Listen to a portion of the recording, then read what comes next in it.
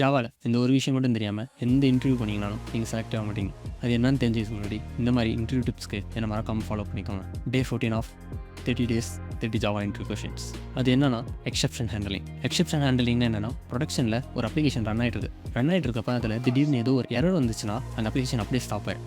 ஆனால் அந்த அப்ளிகேஷன் அப்படியே ஸ்டாப் ஆகாமல் அங்கே என்ன எரர் வந்துச்சோ அந்த எரரை த்ரோ பண்ணிட்டோ அந்த எரர் வந்துட்டு நமக்கு லாக் பண்ணிவிட்டு அது கண்டினியூஸாக ரன் ஆக ஆரம்பிச்சிடும் அப்படின்னு போல. இதுதான் எக்ஸெப்ஷன் ஹேண்டலிங். ஜாவாவில் எக்ஸெப்ஷன் ஹேண்டலிங்கில் 2 டைப்ஸ் இருக்குது. ஒன்று செக்டு எக்ஸெப்ஷன் ஹேண்டலிங், இன்னொன்று அன்செக்டு எக்ஸெப்ஷன் ஹேண்டலிங். ஜாவாவில் கம்பைல் டைமில் எக்ஸெப்ஷன் செக் பண்ணுறது செக்டு எக்ஸெப்ஷன். இதுக்கு எக்ஸாம்பிள் என்னென்னா, இந்த ஜாவா கோடில் பார்த்தீங்கன்னா வந்துட்டு நம்ம ஒரு ஃபைலை ஆக்சஸ் பண்ண ட்ரை பண்ணுறோம். ஆனால் வந்துட்டு அந்த ஃபைல் வந்துட்டு இருக்குமா இருக்காதுன்னு சொல்லிட்டு அந்த கம்பைலருக்கு தெரியாது. ஸோ அந்த கம்பைல் பண்ணுறப்ப என்ன பண்ணுவோம்னா, இதுக்கு வந்துட்டு ட்ரை கேட்ச் போடுங்க அப்படின்னு சொல்லிட்டு எரர் வந்துட்டு காமிக்கும். இந்த கோடு வந்துட்டு கம்பைல் ஆகாது.